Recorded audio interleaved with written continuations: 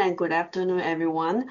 My name is Elsa Shea. I'm the Senior Trade Officer at Israel Economic and Trade Mission in Taipei, and I will be your moderator today. Thank you for joining Investing in Israel from Startups to Strategic Deals. Today's webinar focuses on tax benefits and legal essentials for foreign investors, especially the Taiwanese investors. We are very honored to invite two distinguished speakers from Goldfarb Gross Seligman, one of the largest Israel law firms, Dr. Eyal Shehab, Chairman and Head of the International and High-Tech Departments, and Mr. Oren Byron, Partner and Co-Head of the Tax Departments. Before we begin, I would like to invite Mr. Aviv Doron, Head of the Israel Economic and Trade Mission in Taipei, to give us his welcome remarks. Aviv, please. Thank you, Elsa. Distinguished guests joining us from Taiwan, good afternoon, and good morning to our colleagues and partners tuning in from Israel. It's our pleasure to welcome you all to today's webinar, Investing in Israel from Startup to Strategic Deals, jointly organized by the Israel Economic and Trade Mission in Taipei and the Israel Export Institute. This event brings together two vibrant ecosystems, Taiwan and Israel, each a powerhouse of innovation, technology, and entrepreneurship. Our goal today is simple yet ambitious: to open new investment channels, strengthen partnerships, and explore how Taiwanese investors can engage more deeply with Israel's thriving high-tech and industrial sectors. Israel continues to be recognized as the nation of innovation, home of one of the world's most dynamic innovation environments. But beyond startups, we're witnessing a growing wave of strategic investment, M&A activity, and industrial collaboration that are reshaping the Israeli market landscape. And as we see the Middle East entering a period of relative tranquility, we believe that now, more than ever, is the right moment for Taiwanese investors to expand their business horizons into Israel, where technological excellence meets global opportunity. We're honored today to be joined by one of Israel's most prestigious law firms, Goldfarb Gross Seligman and Company. Their senior partners, Dr. Eyal Shehab and Mr. Oren Byron, will share expert insights on the Israeli investment environment, covering deal structures, tax incentives, and the regulatory framework every foreign investor should know. Throughout this session, we'll highlight practical knowledge, market intelligence, and legal perspectives that can help you turn curiosity into concrete action. I warmly encourage all participants to reach out to our office here in Taipei for further information, introductions, and personalized assistance in navigating your next step towards investment collaboration with Israeli companies, and also contacting Ms. Elsa Shea, our Senior Trade Officer, orchestrating this event. Let's take this opportunity to build not only deals, but long-term partnerships that will shape the future of innovation and economic growth between Taiwan and Israel. Thank you again for joining us, and I wish you all an inspiring and insightful discussion. 谢谢大家. Thank you, Aviv. This webinar is held in cooperation with our partner, the Israel Export Institute. So I would also like to invite Ms. Limor Lutman, Director of the Innovation and Ecosystem Department, to share her opening remarks. Limor, please. Thank you. Thank you, Elsa. Hello, everyone. It's a pleasure to meet you all. I'm honored to welcome you to this event where we shed light on the legal aspects of investing in Israel, an excellent opportunity to gain a deeper understanding of the strength and the resilience of the Israeli innovation ecosystem. My name is Limor Lutman, Director of the Innovation and Ecosystem Department at the Israel Export Institute. The Israel Export Institute serves as the executive arm of the government for promoting and fostering exports. We work in close partnership with the Foreign Trade Administration and the Ministry of Economy, collaborating with their representative in 55 trade missions worldwide, and together we create and promote both business and investment opportunities for Israeli companies, as well as for Israeli investors.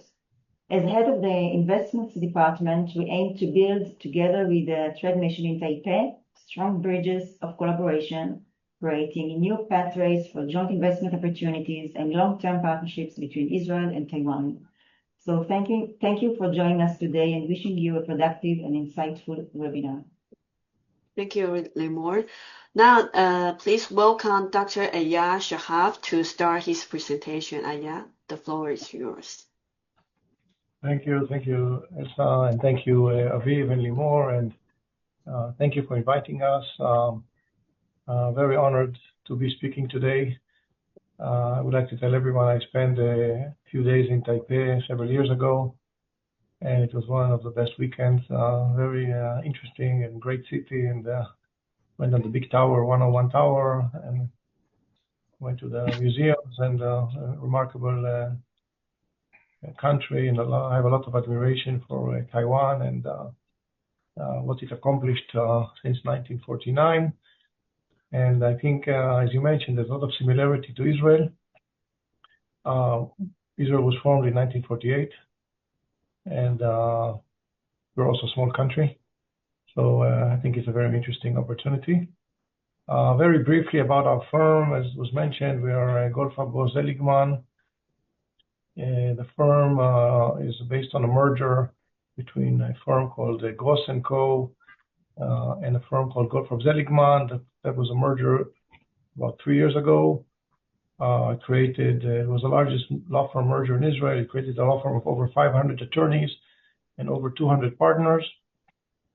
And the firm is obviously very diverse. We have basically a lot of activity in Israeli real estate, a lot of litigation, a lot of Israeli capital markets. But I think for this webinar, the main focus is obviously on the international practice.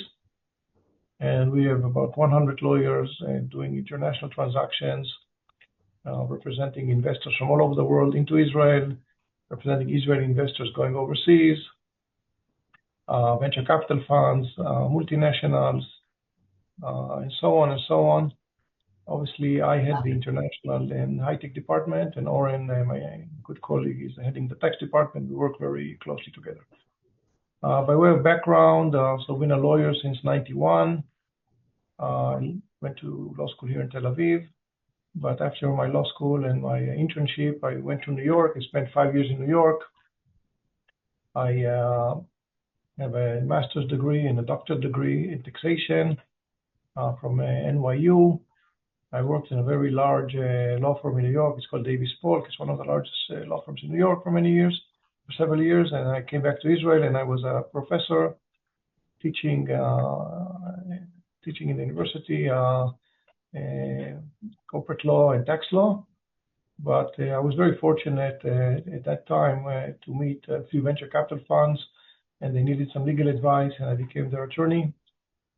So I left the academia and I became a full-time lawyer. But as you can see from these slides, I'm still an adjunct professor teaching once a week students. I teach a course called Startup Law, and we talk a lot about how issues facing startups from the legal side and from the finance side. And so it's been a very interesting career for me. And I was very fortunate to be becoming a lawyer when Israel was developing as a startup nation. So that's a little about myself. Oren, maybe you want to say a few words about yourself? Yeah, thank you, Eyal. Yeah, I'm licensed from 1997. Also did my LLM in taxation in University of Florida in the United States. I'm a partner. I was a partner in a leading law firms, and then I met Eyal from 2003, and we are together partners for about 22 years, working together in the high-tech fields, representing a lot of investors and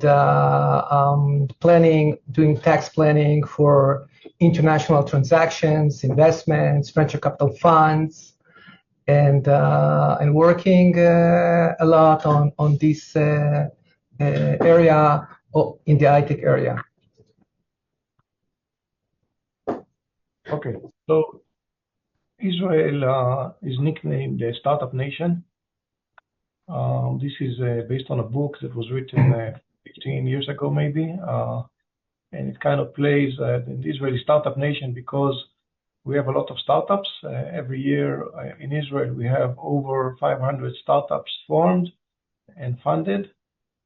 Some years it was 1,000 even startups every year. And it's also kind of saying that in a way, Israel is a young country, and it was founded in 1948, as I mentioned. And in a way, we are a startup nation, meaning that it is a startup. The whole idea of setting a Jewish homeland and Israel was an idea that was initiated, and people built it and created a very strong company. And today, Israel, the population is almost 10 million, maybe a little over 10 million, is growing quite rapidly every year. If you take the startup arena, so in 2024, we had almost $10 billion invested in Israeli startups. And the record was in 2021, it was 26 billion. But even 10 billion in 24 was an amazing number for a country with only 10 million people. And in put it in perspective, this is more investment in total than in Germany, France, Spain, Italy, and other countries which are much larger than Israel. And $10 billion puts Israel as number one or number two in Europe in venture capital. And maybe top 4 or 5 in the world. So it's very, very strong, very dynamic, and a very strong ecosystem of high tech. This is augmented by over $16 billion in exits in 2024. Exit meaning Israeli companies which were sold to international companies, mostly from the US, but also from other countries. And we're very fortunate in Israel to have over 400 R&D centers, research and development centers of multinationals, all the big names, NVIDIA, Apple, Amazon, Meta, Google, and so on and so on. All of them have very strong innovation centers, R&D centers in Israel. And also just go back a second, Oren. In addition to the multinationals, we have very strong companies which emerged out of Israel. I think everybody knows Check Point, which is a leading company, cyber, traded on the New York Stock Exchange as NASDAQ. Mobileye, which was a company which is also now traded on the New York Stock Exchange. It developed a radar to prevent car collisions. CyberArk, which was recently acquired by over $20 billion, was traded on NASDAQ. Mellanox, which was acquired by NVIDIA. And the biggest transaction, which happened last year, a company called Wiz, a cybersecurity company, was acquired by Google for $32 billion. So these are just some brands of Israeli companies and technologies that were developed in Israel. And we're very proud of what we accomplished. Move on, Oren. And people often ask me, how did Israel become startup nation? I've given lectures about this all over the world. And obviously, we don't have enough time to spend on this topic specifically, but obviously there are a few bullets which kind of tell the story. And first of all, we have very strong academic universities, a lot of research in the universities, 7 Nobel Prize winners coming out of Weizmann Institute in Israel, Technion in Israel. We have a very innovative culture. A lot of Israeli young people want to work in their own company, be founders, and it's very supportive of innovation. The government of Israel is actively involved in helping the ecosystem. For example, even this webinar shows you how the government is helping the ecosystem. And there's a lot of cash and money and grants available from government authorities in Israel to startups. The fourth bullet is the military technology. Obviously, we have a pretty complicated situation in the Middle East, but the benefit from the high-tech scenario is that a lot of money is spent on developing military technologies, and these technologies later become world-class technologies, civilian side, especially in cyber, the Iron Dome, which is rockets, but they use this technology to monitor many other things. And I think maybe even most important is we have world-class venture capital in Israel. The government of Israel invested a lot of effort to develop a venture capital industry. back in the 90s. And today we have over 100 venture capital funds operating in Israel. Some of them are local funds managed in Israel.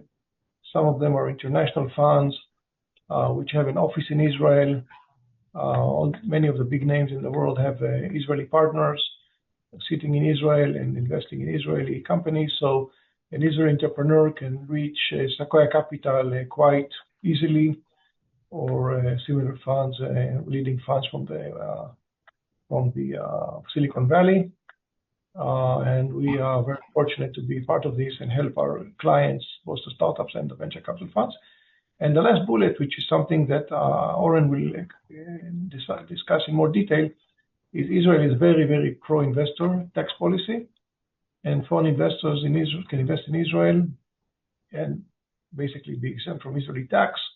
And Oren will explain in more detail how this works, but it's a very good decision of the government to encourage foreign investment in Israel. And I understand that money coming from Taiwan, for example, invested in Israeli startup, will be used to pay salaries and will use to buy goods and services.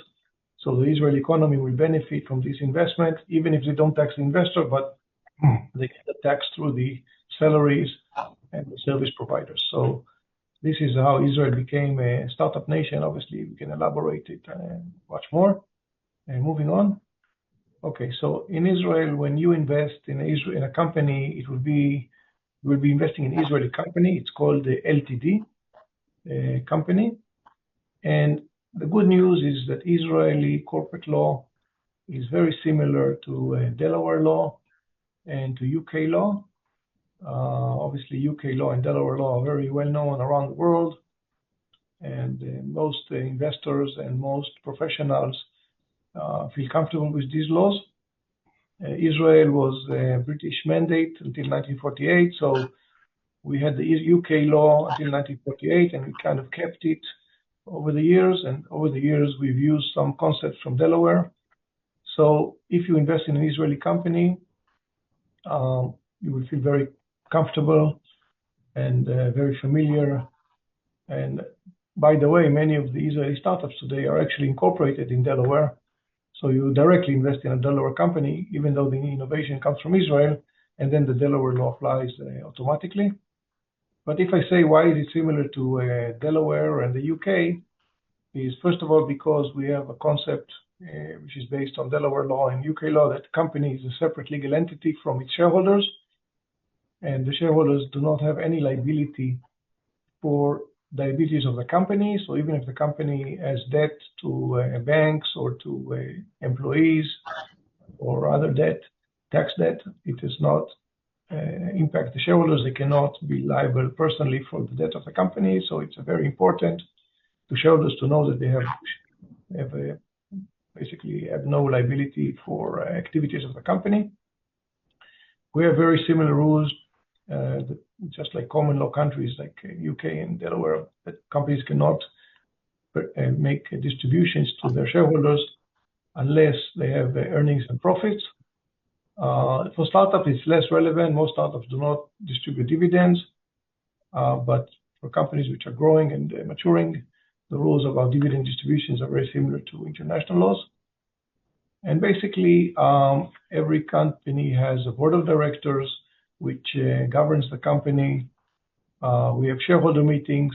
So even if you're not a director, there's an annual shareholder meeting which reports to the shareholders what is going on with the company and get the financial statements.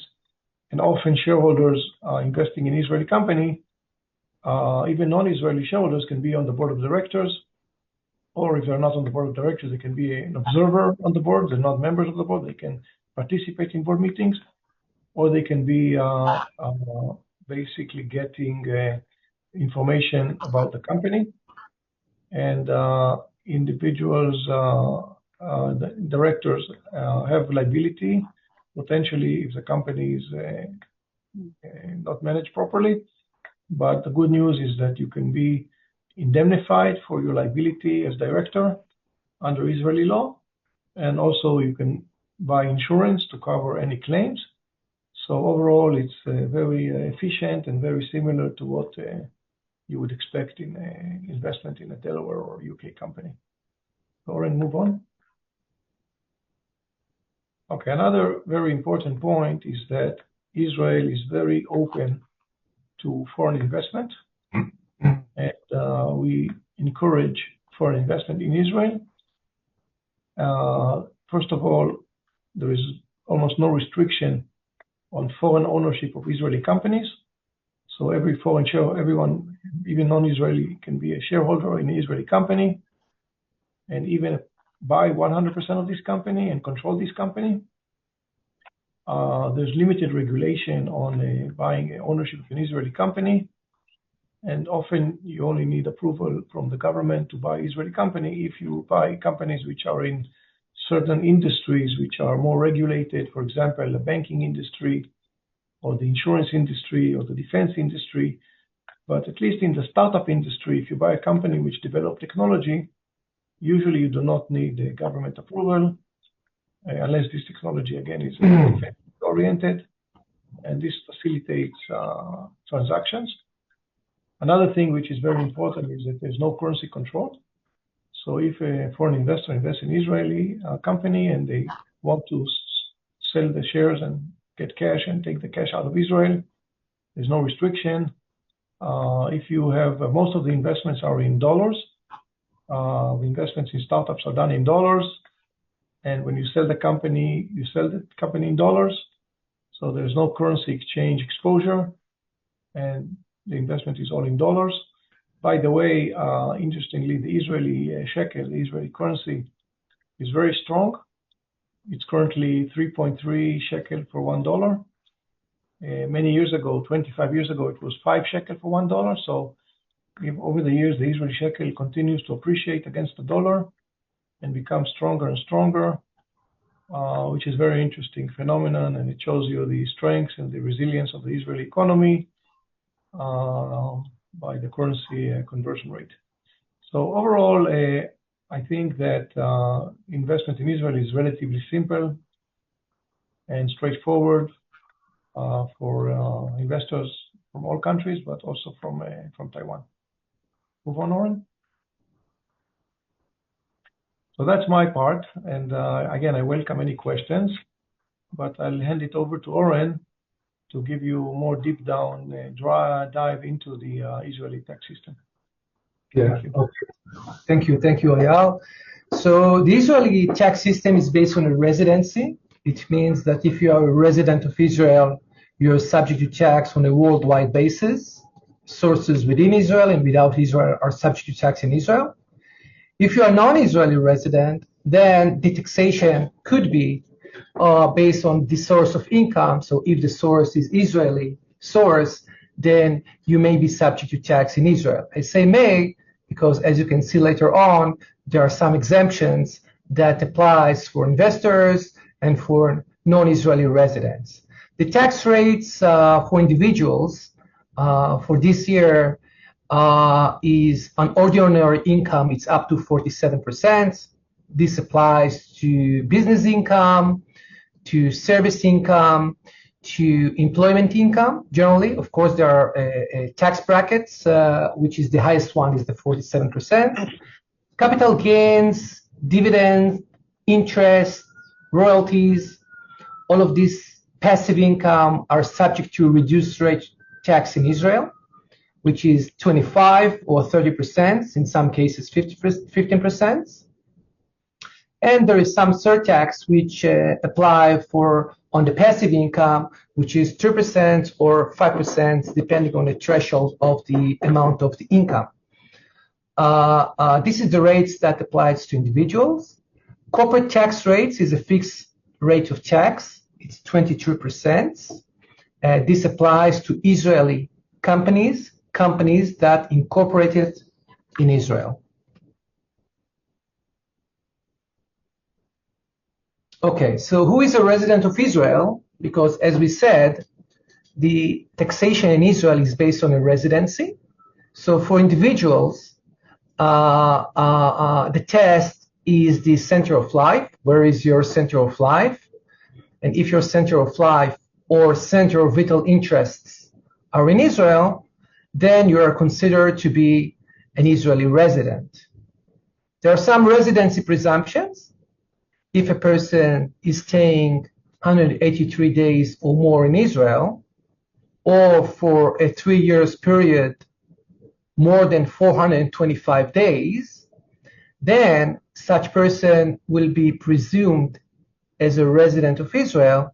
But if his center of life is outside of Israel, then this presumption will be rebutted, and the decision will be that this person is not a resident of Israel. Oh, and just to jump in, I mean, this would be relevant for example, if a Taiwanese company would send someone to Israel to work here, then the question would be whether this person is an Israeli resident or not after 3 years, whether he's become a resident of Israel or not, what is his center of life, where is his, and this is where this issue would come up typically in the scenario of a foreign investor.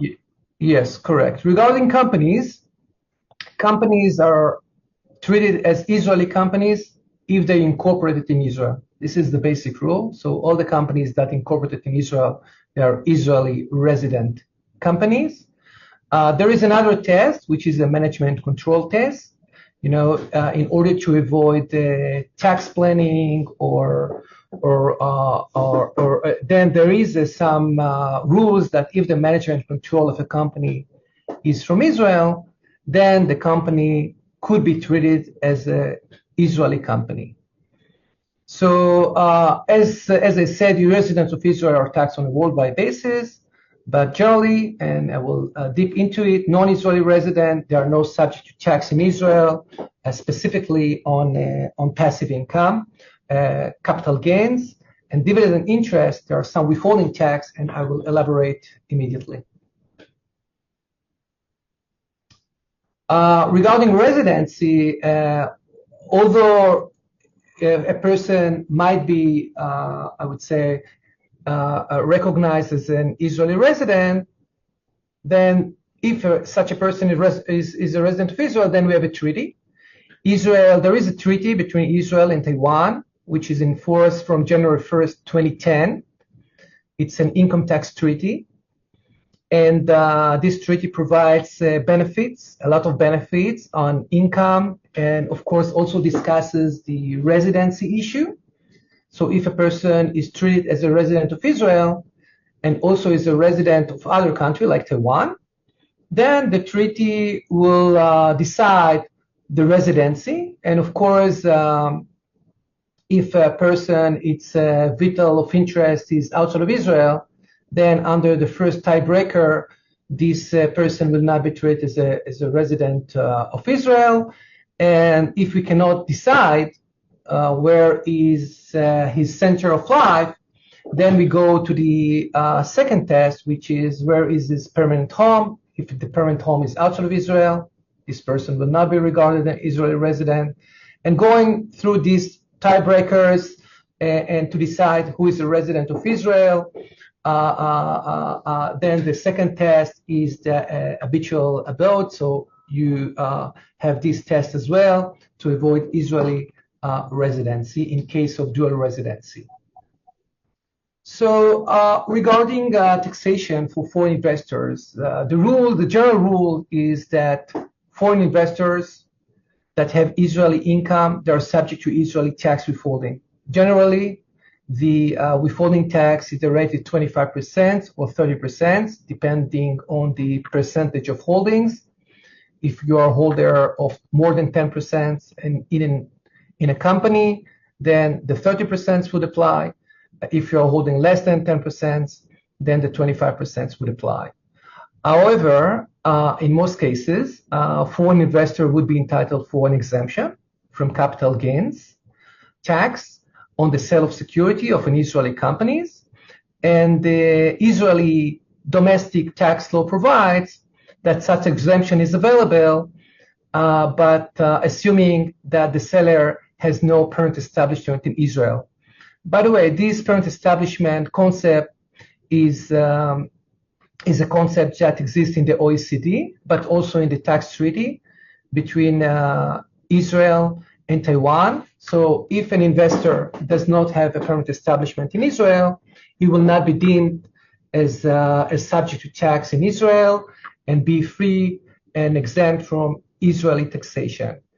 In many M&A that we are facing and we're representing investors, sometimes if you are holding shares in an Israeli company or Israeli-related company, Israeli-related company means that, for example, a parent Delaware company with Israeli subsidiary, and most of the innovation is in Israel, then sometimes the seller is required to provide or to obtain a withholding tax exemption from the Israeli tax authority that confirm the exemption from withholding tax on capital gains. This is a procedural matter, very quick. The tax authority are familiar with this procedure, and it's very easy to get such an exemption for a person that is a non-Israeli resident. There are no exemption on a dividend or interest income from Israeli source, and if there is some distribution of such dividends or their interest income for foreign investors, then such income is subject to Israeli withholding tax. It works in a way that before distributing the cash to the investor, the company is requiring for each investor to approach to the Israeli tax authority and to get a certificate which determines the withholding tax. However, as I said, because we have a treaty in Israel, the rates I mentioned above of 25% and 30% are reduced by the treaty provisions. Owen, before you move, I think one of the main points I need to explain to the participants is that if the Taiwanese investor has nothing in Israel, no net presence in Israel, then it's very simple and you can get the exemption. If you have someone in Israel, this would be a permanent establishment. And then usually what happens is that when you establish this office in Israel, there will be a ruling which will deal with the taxation of this presence in this permanent establishment in Israel and how much income should be allocated to this permanent establishment. Obviously, if someone decides to invest in Israeli companies and have someone on the ground, then we should meet him and understand what he's doing and make this a tax allocation when they start working. Yes, correct. The question of permanent establishment is very complicated, I would say, whether a person could be create a permanent establishment for a company. Not every person that stays in Israel or visiting Israel to see companies, this would be regarded as permanent establishment in Israel, of course. And we should see case-by-case basis and see whether such activities in Israel would create PE. By the way, the treaty provides rules for what constitutes a permanent establishment in Israel. Generally, like all treaties, offices, or if you have a branch in Israel, or if you have a place of management, this is the treaty criteria. This would create a permanent establishment, but agents may not create dependent permanent establishments, and of course, on a case-by-case case. I would like to go forward, about the Israel-Taiwan tax treaty. So, as I said, in Israel, the default withholding tax when you're distributing dividends from an Israeli company is about 25 or 30% withholding tax. But if you are a resident of Taiwan, then the treaty comes into play, and the withholding is reduced to 10%. And this is, of course, assuming that you do not have a parent establishment in Israel. Same for interest. The withholding tax rates are reduced to 10%. In certain cases for banks, it's reduced to 7%, or also in other cases, under the treaty, there are some exemption from Israeli tax on interest income. As I said, capital gains under the treaty is also provide the provides the exemption rules, and assuming that the investor does not have a parent establishment in Israel. I will talk about convertible instruments. One of the way to invest in companies, in Israeli companies, or in startups, is by way of investing through SAFE, simple agreement, future equity. In that way, we see that companies in early stages, which do not have or don't want to determine their valuation, so using this method of safe investments, so the investor advance cash to the company under this agreement, and get some discount benefit once there is a big round, I would say, or next round of investment in the company, and then it gets the equity of the company. So this is common investments method. Generally speaking, safe and convertible loan agreements, all of these instruments, it's very important whether they are classified as a capital instrument or debt instruments. For example, SAFE, there was a debate whether this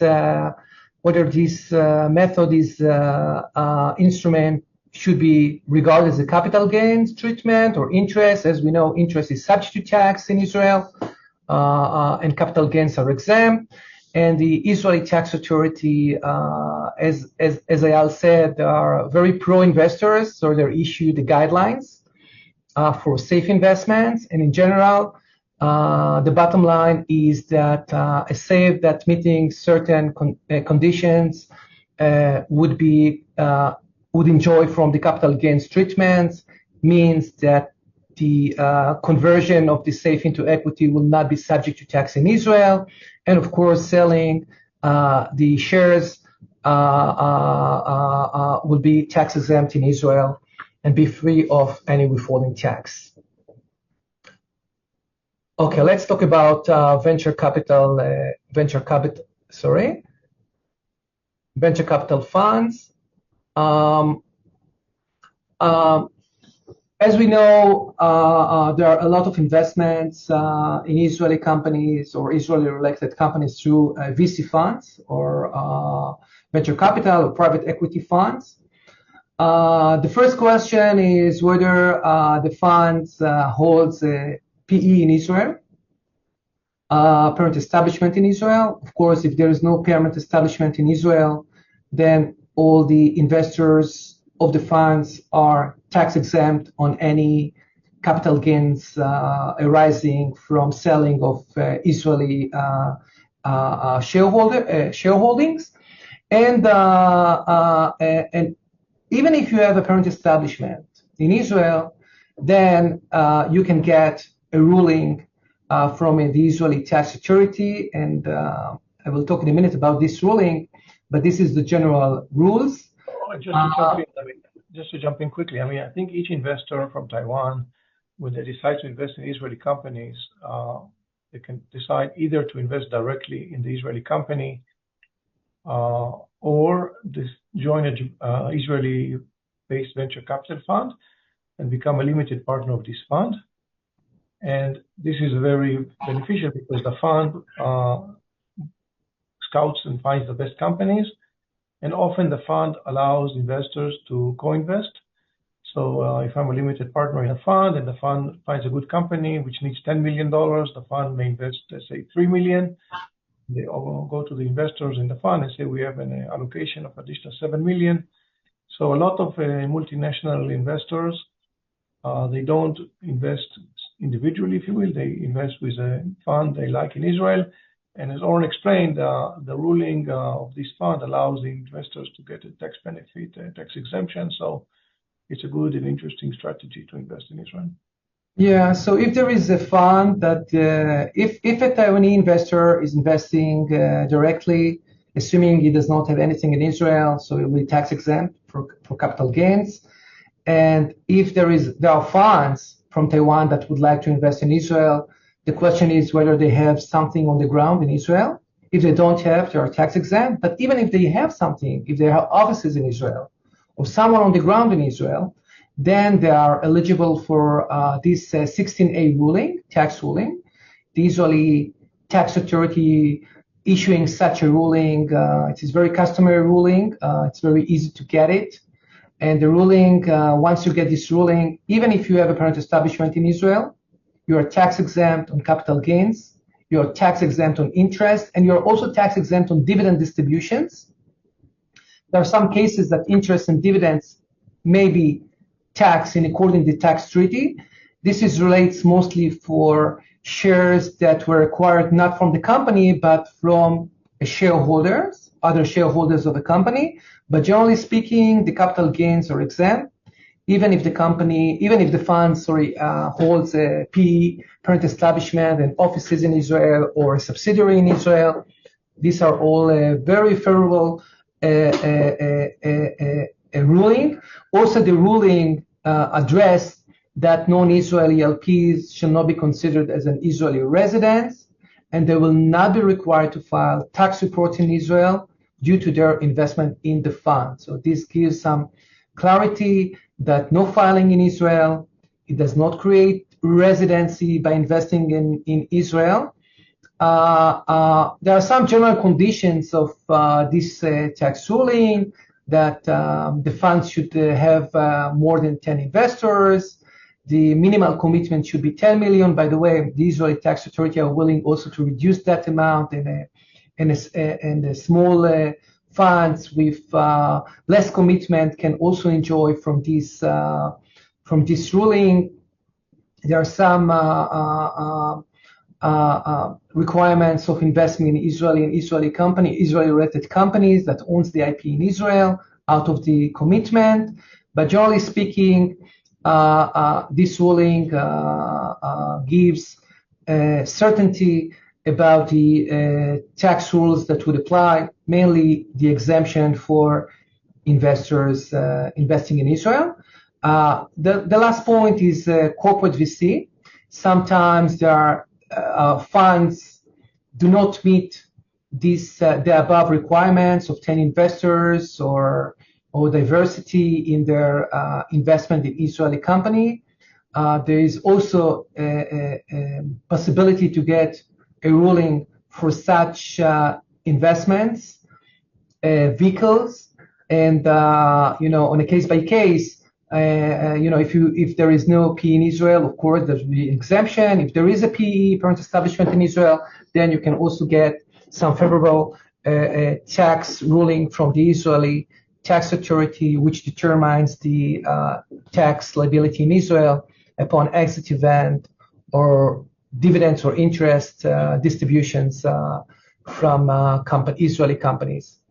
The last point I would like to say is that there is some new legislation not yet in effect. It's a proposal, or I can say it's discussions with which the tax authority is supporting such a change in the law, and it relates to taxation of investors, non-Israeli investors in Israeli company, and the legislations actually under this legislation there is no need to get a ruling from the Israeli tax authority, even if you have a parent establishment in Israel, and all capital gains, interest, dividends should be exempt from Israeli taxation. Even if you have a parent establishment in Israel, it doesn't matter and does not influence the exemption and the taxation rules on the investors. So I would say that as you can see, Israel tax system, tax policy is very favorable for non-Israeli investors. Generally, non-Israeli investors, they're exempt from Israeli taxation. If they are subject to tax on Israel from certain income, like dividend and interest, then we have the tax treaty, which reduce significantly the rate of tax. And in some cases, it is possible to get a ruling from the Israeli tax authority, which will exempt such income from Israeli withholding tax and Israeli taxation. There is no need to file tax return in Israel. A person investing in Israeli company will not be deemed as an Israeli resident. So very good policy. Thank you. Thank you, Eyal and Oren. So now let's open the floor for Q&A. If you have any question for Eyal and Oren, please type your question in the Q&A box at the bottom of your screen. So let's open the Q&A session. Let's wait for some questions. By the way, Elsa, I understand you will be distributing the presentation to the participants and the recording for those who want to get it, happy to provide it. Okay. And we also have our emails on the presentation, so if someone has a personal question, we can answer. But yeah, looking forward to the Q&A session, obviously. Yes. Welcome for all the questions. So let's wait for a few minutes for the questions. I will ask you, when you're in Taiwan, obviously, how many investors from Taiwan have invested in Israel to date, or what has been the history so far? If you want to compare to other countries, not many. However, we are getting more Taiwanese investors show interest in Israel, in investing in Israel. And also, I think for the VCs, not many, but CVCs are more than VCs. Yeah. And maybe there are some individual angels, but that is not in our radar. So we don't know for those records. Yeah. How big is the venture capital in Taiwan compared? How big, you mean? How what would be the annual investment in startups in Taiwan? I have no idea. Yeah. But it's common. You have venture capital funds in Taiwan, I would assume. Yeah, we have a lot. Yes. I think more than hundreds. Okay. So Yes. it's pretty significant. Okay. So here we comes the first question from Mark Young. Are the same taxation applied to both software and hardware? Any withholding tax for software or anything similar? Yeah, I would say that first of all, it's the same rules, on capital gains, dividend, and interest. Of course, if there are royalties payments, this is the royalties payments that derive from Israeli sources that are subject to withholding tax. But it's the same rules for software and hardware from capital gains, dividends, and interest income. Okay, thank you. So we have a second question from AI Huang. I had a friend who invested in a country where military conflicts caused banks to stop cash outflow. Thus, the friend was unable to get their investment return. What's the likelihood of this happening for investments in Israel? Maybe I can answer this one, Oren. Okay. Yeah, sure. It's unlikely at all. In Israel, obviously, we had a conflict and we had very significant issues in the last 2 years, but the banking system is extremely strong and modern. I don't think there's any risk that people will not be able to get their funds out of Israel. Also, when there's an exit, usually the buyer is a non-Israeli buyer. So let's say someone from Taiwan buys shares in an Israeli company, and the Israeli company is sold to Google. So Google will wire the money to, let's say, JP Morgan as a paying agent, and JP Morgan will pay the shareholders in whatever country they are. So the money may not even go through the Israeli banking system. Most likely it will go through a US intermediary or others. So I think the risk of any kind of currency control or issue is very, very slim, almost zero. Mm-hmm. Thank you, Ayad. So, do we have any questions? Please type it on the Q&A box.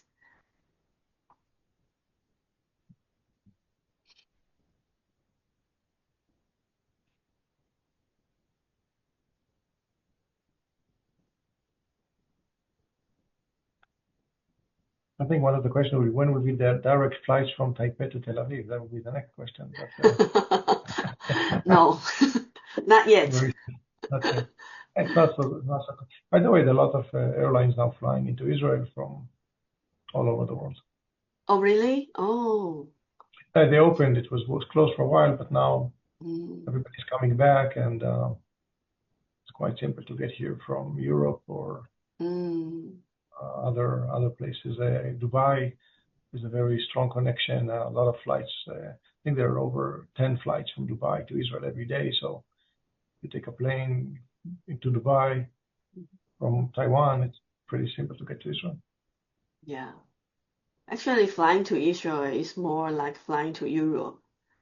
But if for Taiwanese, it's quite still very far. Yeah, no, I think most now the hub of Dubai became a very big hub. It used to be the people would fly to other countries, but now I think Dubai will be the main hub to come to Israel. I guess that's my guess. Okay, from AI Huang, do you know any healthcare biotech, medtech focused VC funds in Israel? My name is AL. Oh, sorry. Thank you. Okay, Yeah. AL Huang. Yeah, definitely. We have there are quite a few. We have a few clients which are medtech focused. One, for example, one private equity firm which is medtech focused is Axelmed. It's a pretty large private equity fund investing in Israeli and US companies. And we have quite a few venture capital funds investing in medtech, or sometimes it's called digital health, which is similar, but not exactly. And we have quite a few of these. And actually, interestingly, I can tell everyone that recently we formed a investment club, led by the Israeli Medical Association, which basically every startup which is in the medtech or digital health field can apply to this, I would say, angel community. And doctors are investing directly into the startup, and they get a lot of benefit, because they have a lot of connections and knowledge. So yeah, definitely it's a very vibrant part of the Israeli ecosystem. Yeah, I can also assist, Elsa, I can also assist with a list of healthcare VCs. Most of them, I think, seeking investment for the fund or for the portfolio companies. So if you need the list, so I can provide it. No problem. Thank you. Thank you, Limor. So, Mr. Huang, you can send us the email, then we will try to compile all the VC lists that relate to these sectors for your reference. So we comes with another question. Could you please elaborate a bit more about foreign investment approval regulation in Israel, like CFIUS in the United States? Yeah, I can say CFIUS is a U.S. law. It stands for Committee for Foreign Investment in the United States. And in the U.S., when a non-U.S. investor invests in a U.S. company and buys over a certain percentage, I think, or gets a board seat or gets some veto rights, you need to apply to CFIUS and get approval for this investment. In Israel, we don't have a similar situation. We don't have a similar structure. We don't have CFIUS in Israel, and even let's say a Taiwanese VC can invest in Israeli startup and buy 25%, and will not be required to get approval from the Israeli government. The exceptions are when you invest in a company which is in the financial industry, a bank, insurance company, and so on, or if you buy a company which is involved in military issues, military technology. But generally, when we talk about investment in startups, we don't need the approval from the government of Israel. Thank you. So do we have any more questions? If we don't have any more questions, then we will wrap up today's webinar. But if you have any questions that after the webinar, you are welcome to send me the email or send Ayad or Rance the email for any questions. So thank you again for your joining today and wish you have a wonderful day. Thank you. Bye bye. Thank you. Bye. Bye.